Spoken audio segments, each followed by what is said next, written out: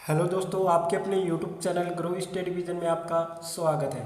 दोस्तों, आज मैं आपको कक्षा 10 की गणित प्रश्नावली 5 पढ़ाने जा रहा हूँ। प्रश्नावली 5 का नाम है समांतर श्रेणी, अर्थमेटिक प्रोग्रेशन।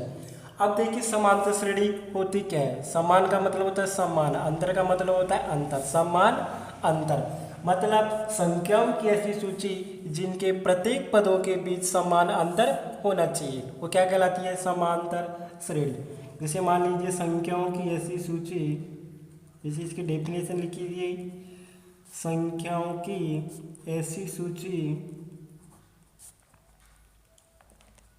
संख्याओं की ऐसी सूची जिनके प्रत्येक पदों के बीच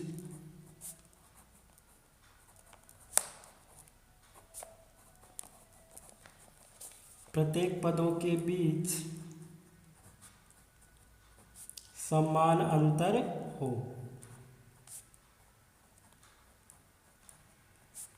समान अंतर हो क्या कहलाती है? समांतर श्रेणी कहलाती है। जैसे मान लीजिए मैंने कोई सूची बनाता हूँ। जैसे मान लीजिए मैंने बनाया यहाँ से 1 2 3 4 5 डॉट डॉट डॉट डॉट आगे तक, मतलब अनंत तक चलती रहती है। अब देखिए, इसमें ये जो संख्याओं की ये सूची है, इसमें प्रत्येक पदों के बीच कह रहे हैं समान अंतर आ रहा है। समान अंतर आ रहा है मतलब इसको हम बोलेंगे पहला पद। इसे को क्या बोलेंगे हम? पहला पद। इसको बोलेंगे हम पहला पद। ये जो पहला पद है ये हमेशा निश्चित रहता है। पहला पद है ये रहेगा निश्चित। तो इसे मान लीजिए मैं और ले लेता हूँ 2 4 6 8 10 डॉट डॉट डॉट अनंत तक ले लिया। मतलब इसमें देखिए दोनों पदों के बीच क्या है? समान अंतर। मतलब प्रत्येक पदों के बीच क्या है? समान अंतर है। इसमें पहला पद मतलब ये है, जो पहला पद है वो तो रहता है निश्चित, लेकिन जो अगले पद हैं उनमें क्या होने चाहिए? समान अंतर। वो क्या कहलाती है? हमारी समांतर श्रेणी कहलाती है। अब देखिए, जैसे मान लीजिए इसमें ये है पहला पद, इसको क्या बोलेंगे हम? पहला पद। पहला पद को हम व्यक्त करते हैं पहले पद। अब इसमें देखिए हम पहले पद को हम व्यक्त करते हैं ए से। पहले पद को व्यक्त करेंगे हम ए से। अब एक इसमें आपको पूछा जाता है सार्व अंतर। सार्व अंतर, डी फॉर डिफरेंट, जिसे हम व्यक्त करते हैं डी से व्यक्त करते हैं। डी से व्यक्त करते हैं। जैसे मान लीजिए इसमें मैंने पहला पद देखिए, इसमें क्या है? पहला पद 1 है, तो इसमें पहला पद क्या हो जाएगा? 1। इसमें पहला पद कितना है? 2, तो इसमें कितना हो जाएगा? 2 हो जाएगा। अब इसमें देखिए सार्व अंतर। सार्व अंतर का मतलब होता है डिफरेंट। मतलब किन्हीं भी दो संख्याओं के, मतलब कि किन्हीं भी दो पदों, मतलब आपको कोई भी दो पद लेने हैं। जैसे मान लीजिए इसमें मैंने ये 2 पद लिए, पीछे वाले पद में से आगे वाला पद कर देंगे माइनस, पीछे वाले पद में आगे वाला पद करेंगे माइनस, तो क्या निकल के आएगा हमारा? सार्व अंतर। और देखिए सार्व अंतर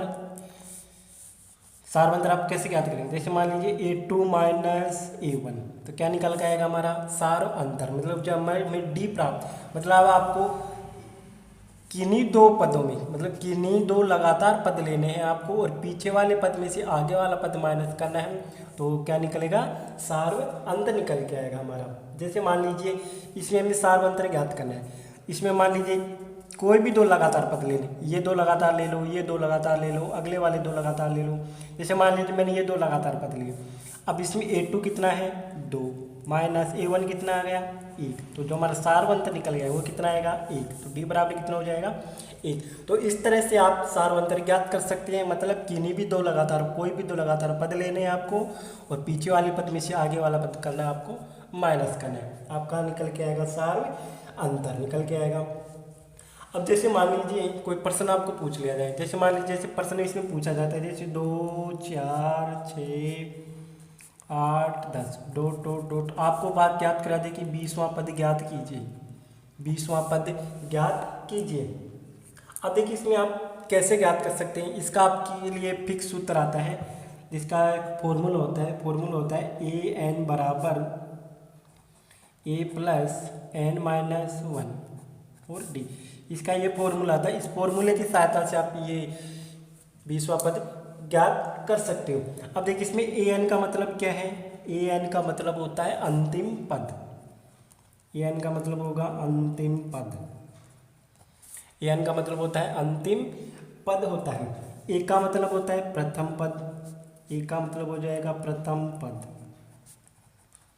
और इस एन का मतलब होगा पदों की संख्या, एन का मतलब होगा पदों की संख्या हो जाएगा। और डी का मतलब होता है सार्वय अंतर, सार्वय अंतर। अब इसमें देखिए मान लीजिए आपको एक समांतर श्रेणी दे दी और इसका आपको 20वां पद ज्ञात करवा रहा है। अब देखिए इस सूत्र के साथ है, बताए ए एन का मतलब होता है, ए का मतलब होता है हमारा प्रथम पद होता है, ए एन का मतलब हो गया अंतिम पद, ए का तो ए हो गया, एन का मतलब हो गया पद, मतलब पदों की संख्या कितनी है 20 बराबर। अब देखिए यहाँ पे ए का मतलब कितना है प्रथम पद, एक तो प्रथम पद कितना हमारा 2 है, प्लस है तो प्लस लगाएंगे। अब देखिए एन, ये जो एन है, एन का मतलब होता है पदों की संख्या, पदों की संख्या कितनी इसमें 20, तो यहाँ लिखेंगे 20 माइनस ए।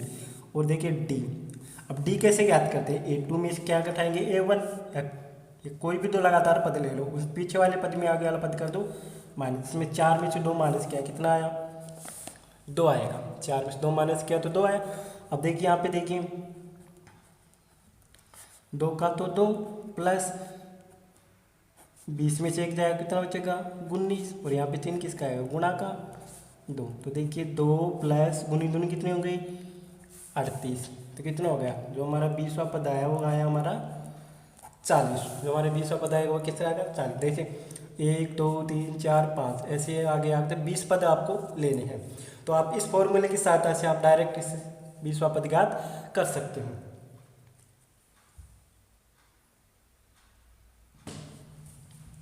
मान लीजिए आपको दे दिया जाए, मान लीजिए आपको दे दिया जाए कि ए, मतलब कि ए बराबर तो 2 है और डी बराबर आपको दे दिया 5, और आपको पूछ लिया था कि आपकी इसकी समांतर श्रेणी बनाई, समांतर श्रेणी आपको करनी है इसकी ज्ञात, मतलब समांतर श्रेणी आपको करनी है ज्ञात। अब देखिए आपको समांतर श्रेणी कैसे बनानी है। अब देखिए ये जो हमारा प्रथम पद दे रखा है हमें, प्रथम पद तो दे रखा है हमें ए हमेशा फिक्स रहता है, मतलब ये कौन है a1 है, तो ए बराबर तो क्या आ जाएगा, ए बराबर तो हमें दे रखा है 2, जैसे हमें a2 ज्ञात करना है, जैसे हमें ज्ञात करना है a2, ये जो हमारे पद हैं देखिए ये जो हमारे पद हैं ये होता है a2 a1 a2 a3 a4 a5 a6 a7 ऐसे आगे तक चलता रहता है। अब इसमें देखिए हमें a2 ज्ञात करना, अब a2 कैसे ज्ञात करेंगे, a प्लस डी ज्ञात करेंगे, मतलब a तो कितना हमारा 2 प्लस जो हमें d दे रखा है वो कितना है 5, तो कितना आ गया 5 और जो कितना हो गया 7, और a3 की जैसे हमें a3 ज्ञात करना है तो कैसे ज्ञात करेंगे a प्लस 2d, तो a का तो a हो गया प्लस 2 का 2 हो गया, सॉरी a का मान हमें 2 दे रखा है प्लस 2 और d का मान हमें 5 दे रखा है, तो कितने हो गए 5 और 10 और 2 12, a3 कितना हो गया 12। ऐसे a4 ज्ञात कर सकते हो, a4 दे दिया हमें, a का मान दे रखा है, जैसे a4 कैसे ज्ञात करेंगे a प्लस 3d, मतलब हमें अगर 1d कम करके लिखना है, जैसे a4 ज्ञात कर रहे हैं तो a प्लस 3d, a5 ज्ञात करना है तो a प्लस 4d, 1d कम करके लिखना है।